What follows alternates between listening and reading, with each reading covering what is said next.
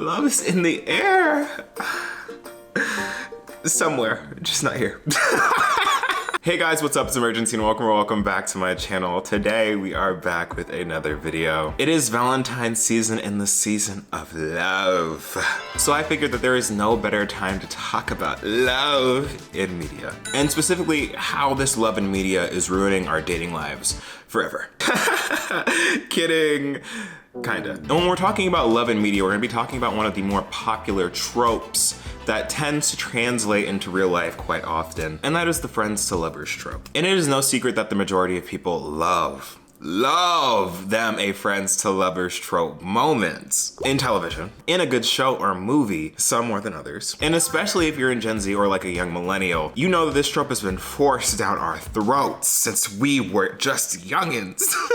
I'm talking on Disney Channel, Nick, Cartoon Network, heck, even PBS Kids. And with time, I feel like the friends to lovers trope, or at least a friends to lovers moment, is something that everyone kind of secretly wants for themselves, but only some actually end up achieving. And I can speak for myself for this one, being a relationshiply challenged person.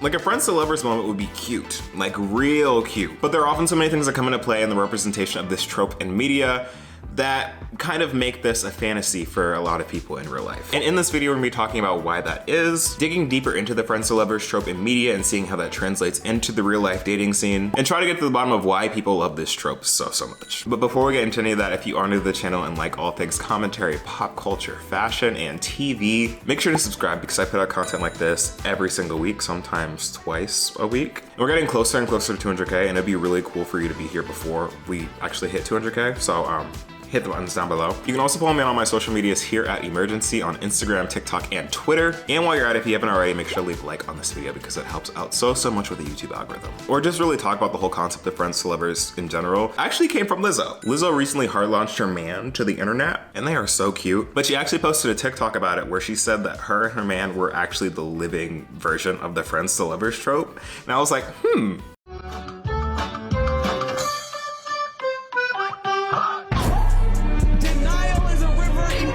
And everyone in the comments was like, oh my God, that's my favorite trope. I love that trope. Goals.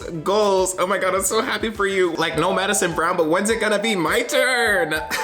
And all of that really got me thinking, like, why do we really love this trope the way we do, you know? But before we dig any deeper into that, let's take a step back and define. What is the friends to lovers trope and how does it really show up in media and in real life? According to fanlore.org, and hold on, can we take a second to acknowledge how this site is an actual thing and how I'm using this as a reputable source? I love that for us. But according to fanlore.org, the friends to lovers trope is a common romantic trope which involves two people in an established friendship becoming romantic partners.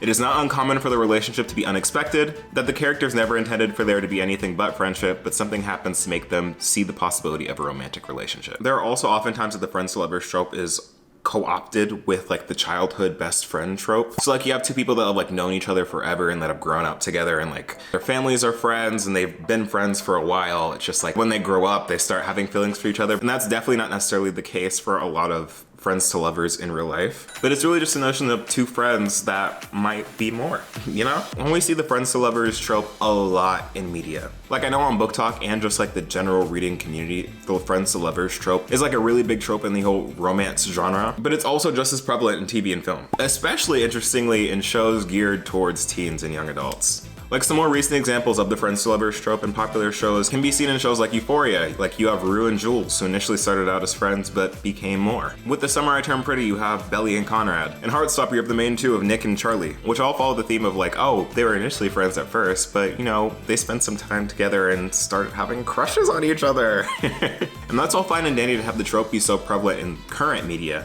but then you really gotta think, when we were growing up, a lot of the shows that we'd watch also we're really playing hard on that friends to lovers trope. Like it's really easy to think of friends to lovers examples in like some older shows. Like on Disney Channel, you had shows like Austin and Ally, where Austin and Ally became friends, but then became lovers. On the animated side, Kim Possible, Kim and Ron, best of friends, but actually end up being lovers. You hop over to Nickelodeon, you got shows like Victorious with Kat and Robbie being friends at first and then sort of finding some kind of relationship in that. Freddie and Sam kissing on iCarly and then eventually Carly and Freddie. You have Aang and Katara on The Last Airbender, and like the list goes on and on and on. And when you start to think about how prevalent this trope is, and historically has been, it really starts to make you wonder what's the appeal and why do we actually like it so bad? Well, for one, the easiest reason is, like, it's cute to watch and it makes you feel warm and fuzzy inside, seeing these two people really develop a relationship and feelings for each other. It's also something that we've seen a lot of in media. Like I was saying, there's so many examples of this in TV, film, and literature,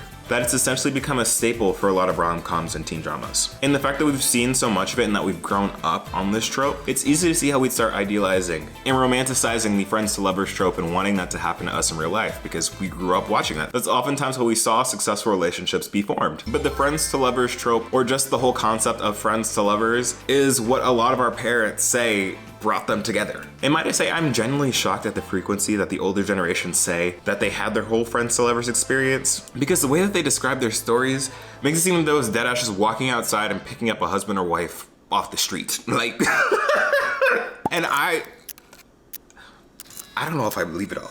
I don't believe that everyone was having a friends to lovers, co-workers to lovers experience. Like, I feel like there's a little bit of cap to that. Like, y'all are hiding something. Y'all are hiding some details. Because what? Like, what do you mean you walked down the street and then found the love of your life? Like, do you even know them even? Like, I mean, based on how the majority of marriages nowadays go, clearly not. The science in that's a little shaky. But for a lot of people, these stories are what we've grown up hearing. But these type of relationships seem safe, organic, and even in some cases can seem a little idealistic. In the sense that, yeah, it makes sense that when you want to start building something with someone, you'd want to fully meet and befriend them first before you commit your whole life to them. Like, especially nowadays, it feels a lot safer to start building something with someone that you know. Because in one way or another, you know what to expect from them. You already have like that built rapport. And it's not like you're meeting someone for the first time, which has like that whole uncertainty, like, are you going to kidnap me type vibes, you know?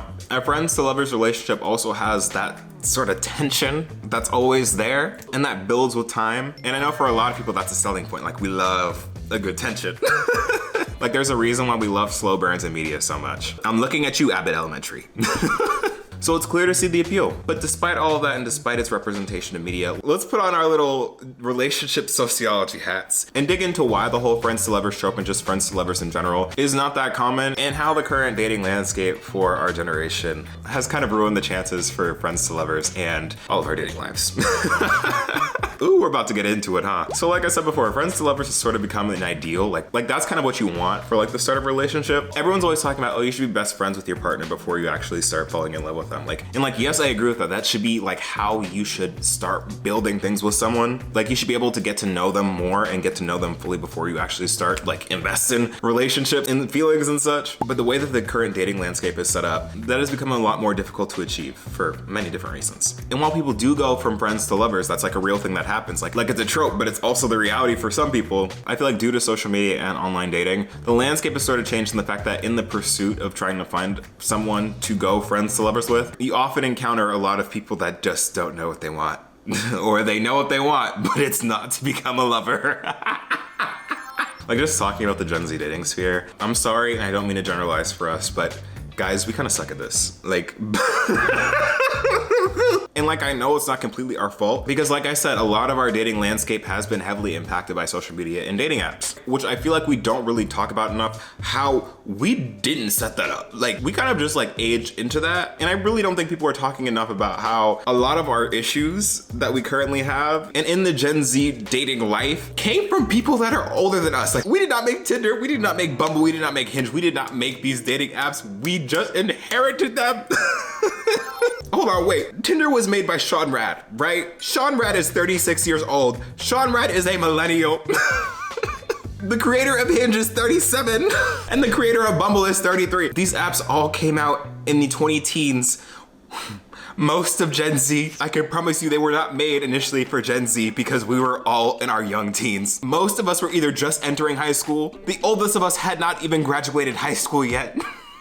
And yet here we are, and I am not a proponent of the millennial and Gen Z generation wars. I don't have a problem with millennials. I love millennials. But like when the parents get to asking, where's the partner at? Why don't you have a partner? I can't help myself but be like, I don't know, Gerald. I didn't set this system up. This wasn't made for me.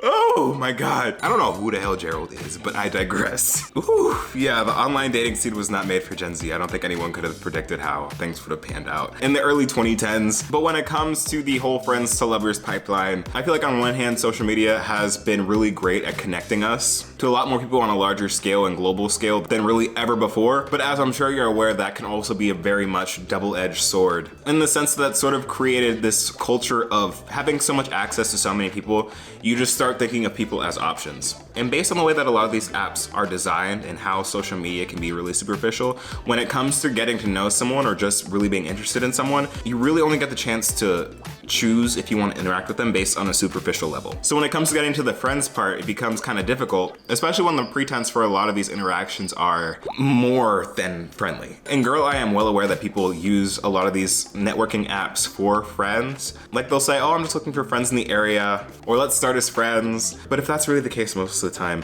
why is it that after the first time y'all hang out, you're getting a tour of their room in the dark? Strange, ain't it? And while I feel like most people looking for like a serious relationship would love a friends to lovers moment, I feel like in order to make a real life friends to lovers moment happen, both parties need a level of intentionality that I feel like most people nowadays don't necessarily have one, the energy for, the time for, or just the genuine desire for in that specific moment. And I feel like intentionality is just like a really big part of just the trope overall, because I feel like in a friends to lovers situation, you're not necessarily intentional that you want to date that person, but you're intentional in the fact that you want to get to know that person more outside of a friends level. Like you need to keep the friendship first. And then it's a little will they, won't they, with the intention of seeing where it goes, while also not wanting to mess it up, which again, I feel like is by and large lacking for a majority of the dating pool in Gen Z. And another more obvious aspect is that friends to lovers requires a social network, or at least a place of social gathering. Like no shade, but you kind of need friends to have a friends to lovers moment, bestie. Like whether it's a longtime friend that someone's known since childhood, a friend of a friend, or an acquaintance that you meet at school, a party, at work, or wherever have you, there kind of needs to be a space for you to like actually mingle and have these friendships to turn into friends to lovers. And it's no surprise that places of gathering have kind of gone down over the years, both socially and structurally. But at least on the interpersonal side, I can't tell you how many TikToks I've seen of people being like, me mad that I'm single even though I don't leave my room.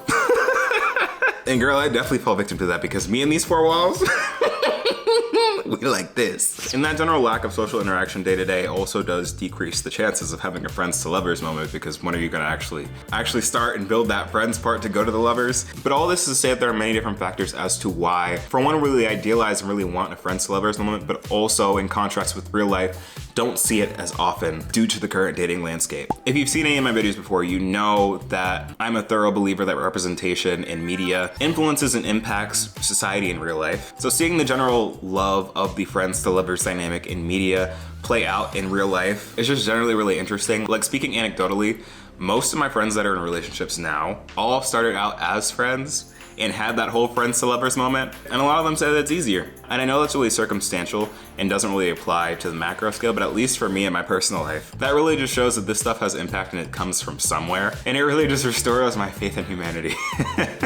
Like I love living vicariously through them, and I cannot wait for my friends to lovers moment. And for what it's worth, I hope that you get yours too. But now I want to hear from you. What are your takes on this? Do you like the friends to lovers trope? Do you like seeing the friends to lovers trope in media, and or like the dynamic in real life? And have you had a friends to lovers moment in your life? Let me know all your thoughts down in the comments below. Again, if you're new to the channel, don't forget to subscribe, follow me on my socials at Imurgency, and leave a like on this video on your way out. Thank you so much for watching. I appreciate every single one of y'all. I've been Imurgency, and I'll see you in the next video. Peace.